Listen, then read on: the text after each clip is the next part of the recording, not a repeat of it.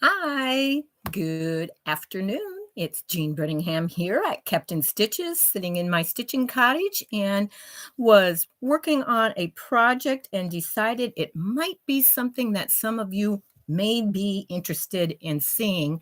So I decided that I was going to go on and do a impromptu live chat so that I could show some of this quickly before I finish this block. So let me check and see who is here. Hello, Donna. Good afternoon. I'm happy that you could catch me live today also. Hello, Debbie. I think it's your first time on the live. Well, without being here live. Good afternoon to you too. So I am going to wait just a little bit before I start actually stitching on this, give a chance for a few other people that might be interested in this technique to hop on. Hello, Laura. Good afternoon. Welcome, everyone coming in. Good to see you all this morning. We have some sunshine so far today. It was raining earlier. Don't know what it's like in your neck of the woods, but I'm happy to see some sun. It's been a little on the gloomy side too many days around here. So excited for that. But I think I have, and I know I have my head cut off a little. I had to do the camera angle just a little bit differently because I wanted to make sure that you could see what was on my sewing surface this morning. So we can chop my top of my head off so you'll be able to see what I'm sewing on. I'm fine with that. But anyway, but what I am actually working on is still the pattern Long Time Gone by Jen Kingwell. You will see some of the other blocks on the design wall behind me that I have done. This is the fifth block in the series. I don't recall how many actual blocks there are.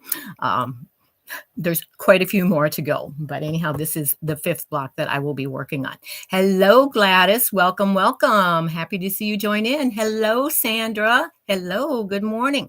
This was not a planned live. It's just an impromptu live because what I'm working on, I know when people refer to web stitching, a lot of people don't know what that is. It's called many different things. It's a type of chain piecing, but you're keeping the whole entire block together while you're working on it. And that's what I'm doing with this block because there happens to be 189 1.5-inch squares in this block, and they're laid out in a trip around the world. So it would be very easy to mix things up. And this is a great method to make sure that everything is staying in the place that it belongs while you're stitching this block. So that is why I chose, after stitching the first row down here, not in that way. I thought, oh, there's got to be an easier, quicker, and better method to doing this. And that's when I decided that I was going to web stitch it instead. So I am going to share that with you. Hello, Donna. Can I still order the book? I love the block you are working on.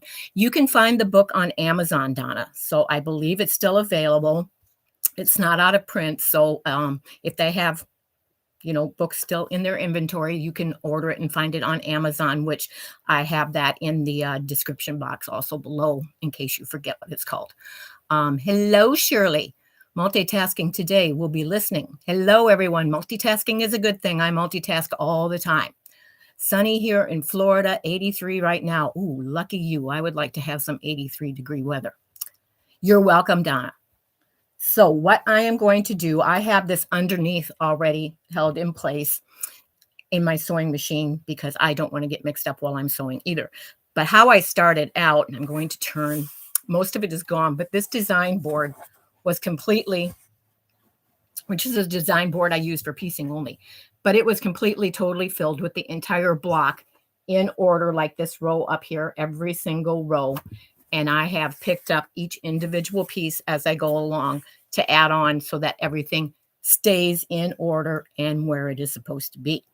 So I am just going to go ahead and start finishing this row while we chat and talk, which what I'm doing is, you notice the one that I just pieced is still up here. Haven't completely finished it. I'm flipping the next one over, grabbing the next one in order and placing it on there. And I will stitch down a little bit farther so that I can fit the next one under there and without breaking the thread, I'm just stitching on to that next one. Going to the next, picking up the next one in order. The same way, placing that little one on there, stitching just a little bit farther so I can fit it under there, and stitching that next one. I was trying to think of some of the other names that some people call the web stitching. Like I said, it's a form of chain stitching, but it is chain stitching the whole entire block together at one time, not just one row. They all are connected. So no chance of any row or any section getting out of order while you're doing it, because it is connected as you go, staying in the order that it is supposed to be stitched. Of course, you're not pressing any seams as you go along yet, because you're just stitching everything on there. All that will come up afterwards. So, hello, Tracy. Welcome, welcome. I am working on some web stitching this morning, trying to finish this miniature. And I call it miniature because it is only a 13-inch block, which sounds like a large block per se in size. But this block is a trip around the world that has 189 1.5-inch block squares in it. And that is why I am web stitching it, so that everything stays in order and together, because it's very easy to get mixed up on a trip around the world.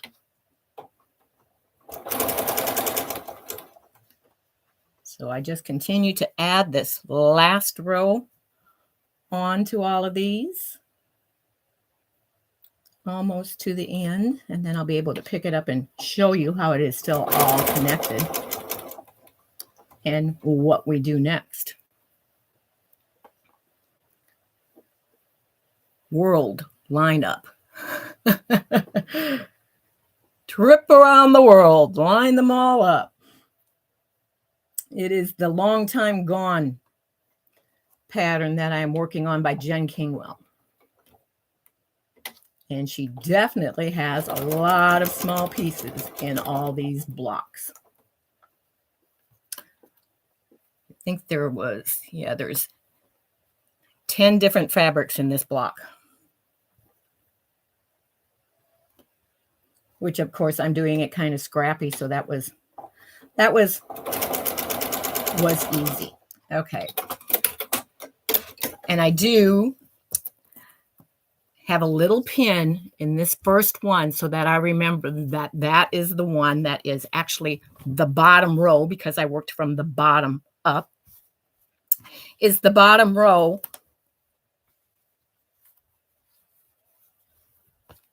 This looks like, that looks funny. It looks funny because it was so much bigger when it was on the design board. But you can see it's all still attached. All the rows are attached now. Each single row is done going from the bottom to the top. Now I just have to stitch them, all the rows together. And the way that we will do that, that's what I've been looking the last few days, trying to learn how to make one. Okay, a trip around the world you've been trying to learn. So what I'm going to do is, on this first row that I'm going to attach to the second row are the only two that I'm going to worry about finger pressing right now. So the first one, I'm going to press all those finger press using my little wooden presser, just so that I can get them. I'm going to press those all with the seams going up. And the next one I'll press all with the seams going down, so that they will butt up nicely to be able to stitch together. The tool I'm using right now is actually a seam, dirty word, I know, a seam ripper on one end and the little finger presser, wooden finger presser on the other end. It was given to me by a friend, so I'm sorry I can't share with you where she got it from, because I don't know. But it comes in very handy. The only thing I have to watch out on it is the tip came through the little plastic protective end on there, so I can still get poked with it. So I have to be careful of that. But I'm aware of that, so I try to remember not to I'm just going to go up here with my fingers a little, make sure that I have that all good. I got confused because you have to take one piece of the row off, attaching it to the next row. Yes, that's why I decided to web stitch this, Tracy, because it is very, very easy to get things out of order. So on this next row, I've got that one all finger pressed. Now on the next one, I'm going to turn all the seams down and finger press them, going the opposite direction as that first row.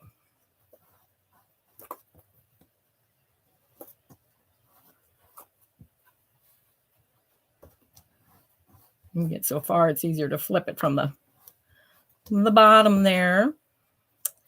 And we'll see. I'll decide when I flip it over and start stitching whether I'm going to pin or not. I'm not a real fan of pinner. I like to finger pin, as I call it.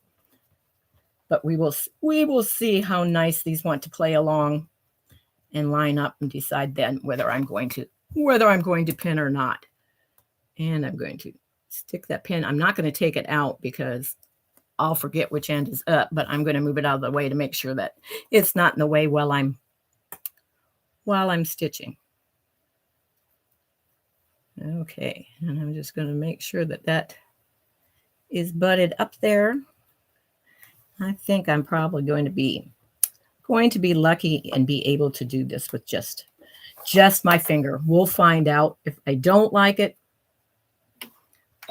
I can always take that seam out and redo it. But I'm keeping my finger right there as I line them up. And because it's web stitched, they pretty much, when you turn them over, because there's only a very, very, very minute piece of thread in between them, it's kind of forcing them to already lie where they are supposed to for the stitching. So it's just a matter of making sure all those seams are still laying nice, going the way they're supposed to. That one wanted to point up, point it back down, and going along and stitching them.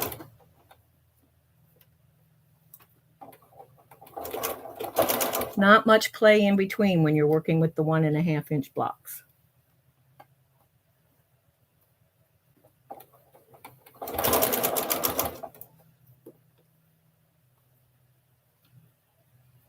But they are butting up very nicely for me, which makes me happy because I don't have to spend all that time sticking the pins in.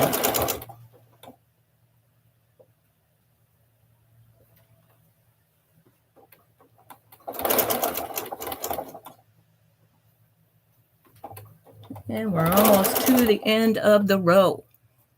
Hello, June. Welcome. Thank you for popping in.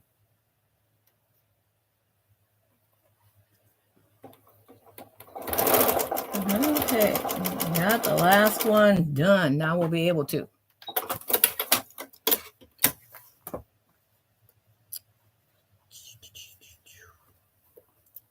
And I usually like to always press towards the row I'm adding because that leaves there not be so much bulk in the way as you're pressing. And I'm just going to finger press that lightly right now so it plays nice and is kind of out of my way. And I'll pick that up and show you how that is forming together. And all the rest are still attached down there, waiting their turn to be sewn. So that is how you do web stitching on something that has pieces that are very easy to get out of place. As long as you have everything laid out nicely in an area where you're not going to bump it, move them out of the way like I did on the design board here. It's very easy to keep them. Just reach and add the piece as you go. And because they're all connected, none of the rows or anything are going to get out of place. And you will have it, which that's actually the bottom. But when I'm done, I'll turn it over. But everything will be still in place where it's supposed to be. So all I have to do on this next one is look and see which way my seam is going. finger press the seams the opposite direction as that on the next row, and then sew it on the way that I just did the one that I showed you. So that is what I call a super easy way to work with a tiny, easy to mix up position block. So any questions from anyone on what I just did and shared? Make sure my pin's in there so I know which one, because when I'm done, I'm going to have to add the very bottom row that I stitched the traditional way to begin with. And I'll have that one just to attach. And I need to know which end of the quilt block that it goes on. Thank you, June. So all I have to do is turn this over, line it up again, which this time they're all going the opposite way of what they were last time. Stick it back under there and just continue on sewing. And like I said, because they were chain pieced and all stitched together, they have a tendency to just go ahead and automatically lie where they are supposed to. You might have to do just a little bit of fiddling with them, but not much. And I just use my finger, helps to have fingernails in doing this, to hold that in place as I stitch it. Making sure that the machine doesn't flip any of them up as I go.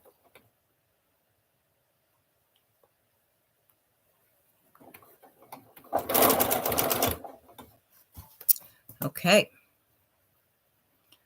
Looking for tips on keeping them to nest. I'm having trouble to keep my squares to meet right. That a lot of that has to do with the pressing, Donna. Make sure that you are pressing nice and crisp before you try to butt and line up those seams, and you'll be able to feel them after practice. You'll be able to feel those seams just butt up right next to each other if you have a good press on it, because one is going the one way, the other's going the other way, and they just kind of automatically, you can feel that and keep that. And if you are having problems, then I would definitely pin, stick your pins in there. Make sure also, I know a lot of my students, when I teach, they will pin, but they take their pin out before they get to where those seams go together. So it's not holding them in place anymore. If you can work and get to know your sewing machine really well and the touch of your foot pedal, I do not, when I pin, because on a difficult block or whatever, I come to where I am like one thread before where that pin is, before I take my needle out, because then it's underneath my presser foot and that's holding it in place, so that when I remove the pin, I quick take a stitch and it is holding right in place there where those seams come together and nest, and they won't move on you. So that's my technique and how I do that, and how I like to teach and always remind, and I will watch and I will let them know that they are taking their pins out too early, because then it has a chance to move before you actually have the needle and that sewn down where it's nesting together.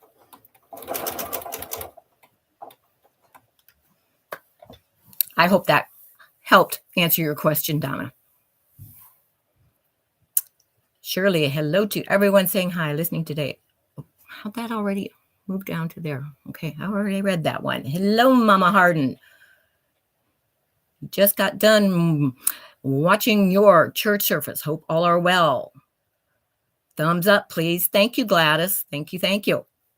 Thank you. I'll have to try that. Yes, that makes a big difference in it. And like I say, if you are having problems, then I would go ahead and pin. I would not try and finger pin like I am.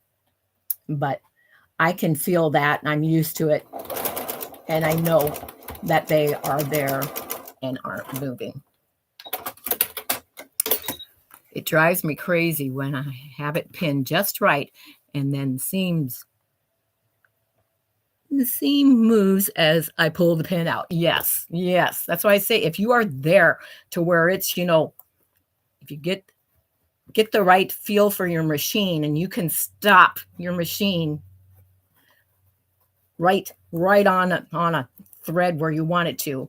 I don't take those pins out or move my finger until I know that it is on, either side right next to where they butt together, that needle is already down in there. The presser foot is holding it. Then I remove my needle, take a couple stitches, and everything is in place. Oops, we got a thread hanging in there. I'm going to pull out while I see it. But there we have 3 rows sewn together. And the rest are still all there. I don't have to worry about any row or anything getting out of order because they were all web stitched on there with the chain piecing, not breaking any of the threads between them. So they all stay right where they are supposed to and in place. Looking pretty. Thank you, Tracy, very much. But so I hope that this may have helped some of you with some of the more complicated blocks when you're piecing, and a way that you can keep things lined up and in order. It's just like chain piecing. It's just that you keep chain piecing everything together, never breaking the thread except at the very end when you have to sew and start, on the next row. Where I first saw this method done was way back, which I've been quilting a long time.